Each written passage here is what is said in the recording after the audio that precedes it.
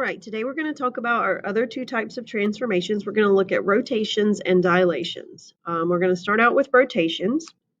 First, let's talk about what a rotation actually is. That is when we are turning an object about a fixed point. For all of these, ours are going to be about the origin. So you may hear a 90 degrees, counterclockwise rotation about the origin. So all of these will be about the origin. The rules that you see listed here are also in relation to rotating about the origin. These are ones that you're just going to have to memorize.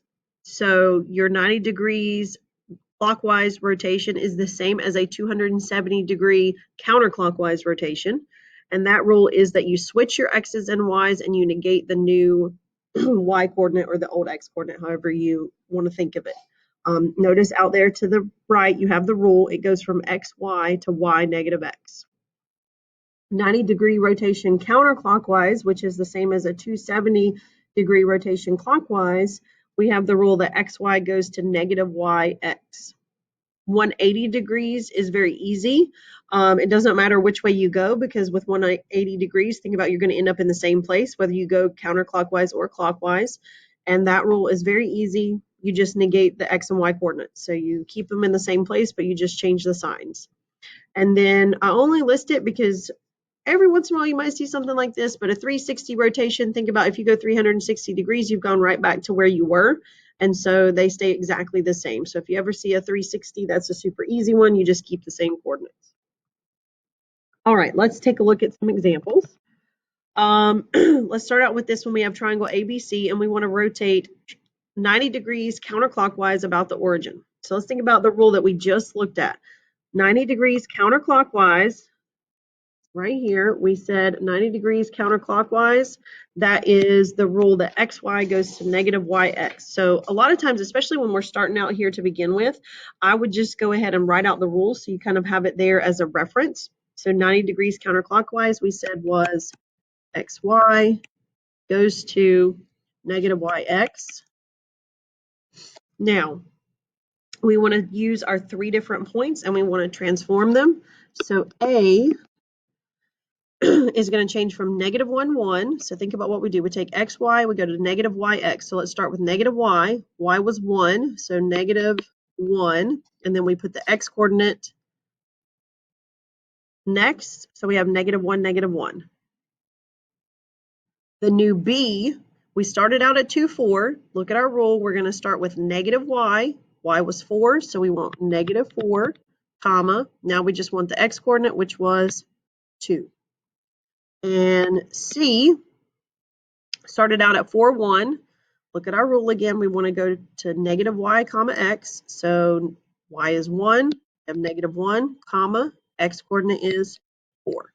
So our new coordinates for A, B, and C after a 90 degree counterclockwise rotation about the origin is negative 1, negative 4, 2, and negative 1, 4.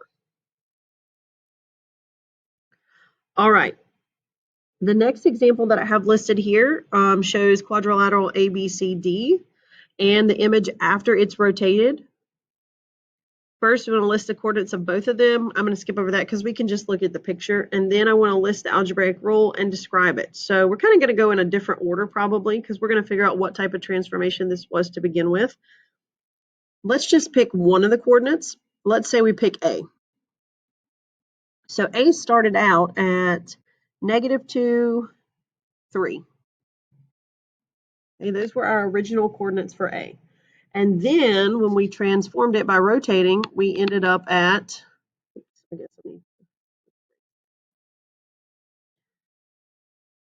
after rotating, we ended up at 1, 2, 3, 2.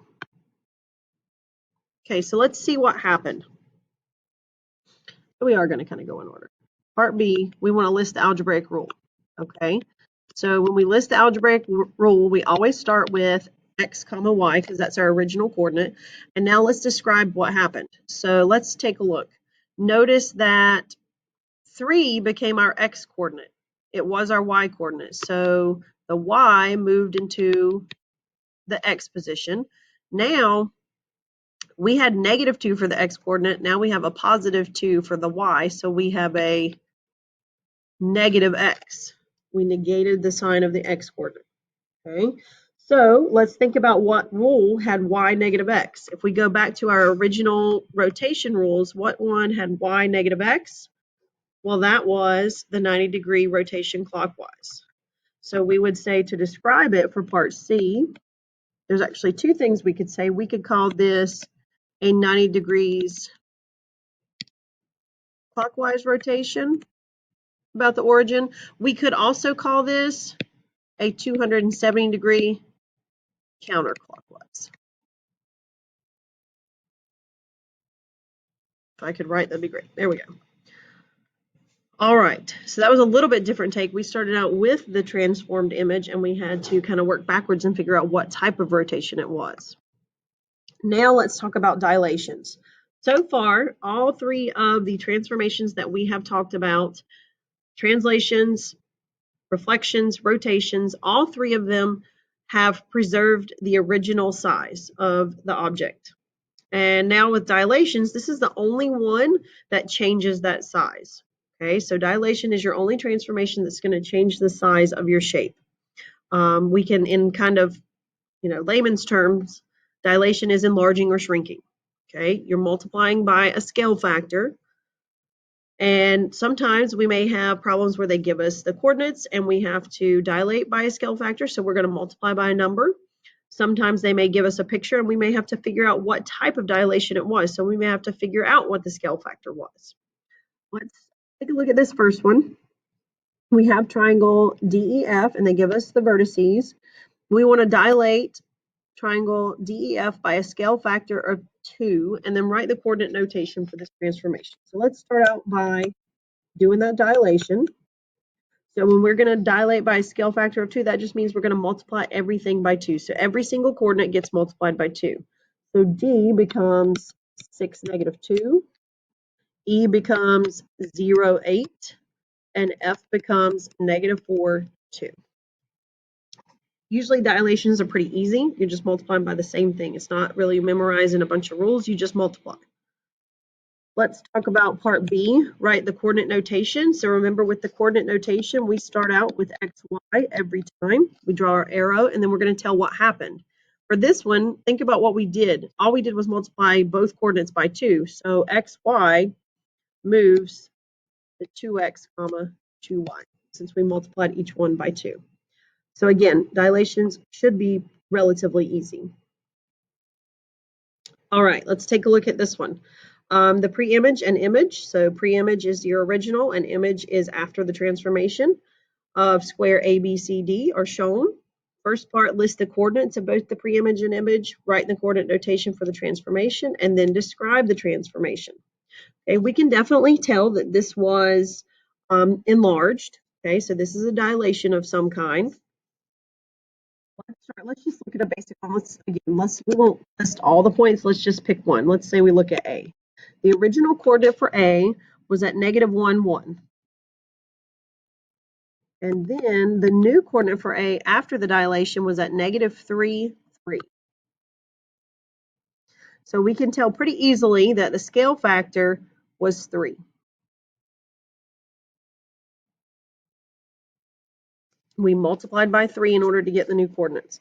Part B, write the coordinate notation. That's what we just did with the example before. XY moves to 3x, comma 3y. And then last, describe the transformation. We already did that. We just didn't write it out in words. So this was a dilation by a scale factor of 3. So again, dilation should be pretty easy. Now we're going to kind of put everything together that we've done so far. We're going to do several transformations in one problem. We're going to start out with triangle RST just as it is. And then we're going to do all 4. We're going to do one of each type. So let's start with part A. We have, let's see if I can move this up. Part A.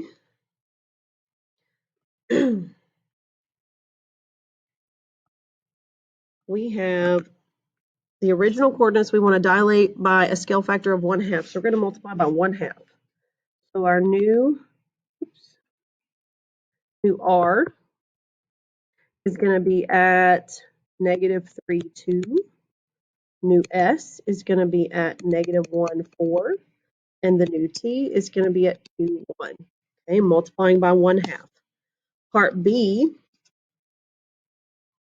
we want to translate 2 units to the right and 1 unit up. Okay, think about what we have to do there. We're going to have to add 2 to the x coordinate, and we're going to have to add 1 to the y coordinate. So our new coordinates in part B for R, we're going to add 2, add 1. So this becomes negative 1, 3. New coordinates for S, we want to add 2 and then add 1. So the new coordinates for S become 1, 5. And the new coordinates for T become 4, 2. Now let's look at part C. Part C, new coordinates for R, after a reflection over the line y equals negative 1. Now remember, this is one where it might help you to draw a little picture to see how things are related. We're going over a horizontal line. So think about when we drew our horizontal line out and we're reflecting over a horizontal line, our x coordinate is going to stay the same. Our y coordinate is the one that is going to change. So our new coordinates for R, we're going to keep the x coordinate the same. It's going to be negative 1. Think about 3 is 4 units above negative 1. So we need to go 4 units below negative 1, which would be negative 5. S, we're going to keep the 1. Now let's think about 5. 5 is 6 units above negative 1. So we have to go 6 units below negative 1, which would put us at negative 7. And then our last coordinate for T, 4 is going to stay the same. 2 is 3 units above negative 1. So we have to go 3 units below negative 1, which would put us at negative 4. And now, last part, part D, rotate the triangle 270 degrees clockwise about the origin. Okay, let's think about what we said. 270 degrees clockwise is the same as 90 counterclockwise, which is the rule negative y x. So let's go through these coordinates. The new R, we want to have negative yx, so we're going to negate the y, which becomes positive 5, and then put in the x. So 5, negative 1. Now let's take a look at the new S. We want to negate the y, so that becomes positive 7, and then put in the x, so comma 1. And our last one, P, we want to negate the y, which becomes positive 4, and then put in our x coordinate, which is also 4. So these are the final coordinates in part D after we do all 4 of those transformations.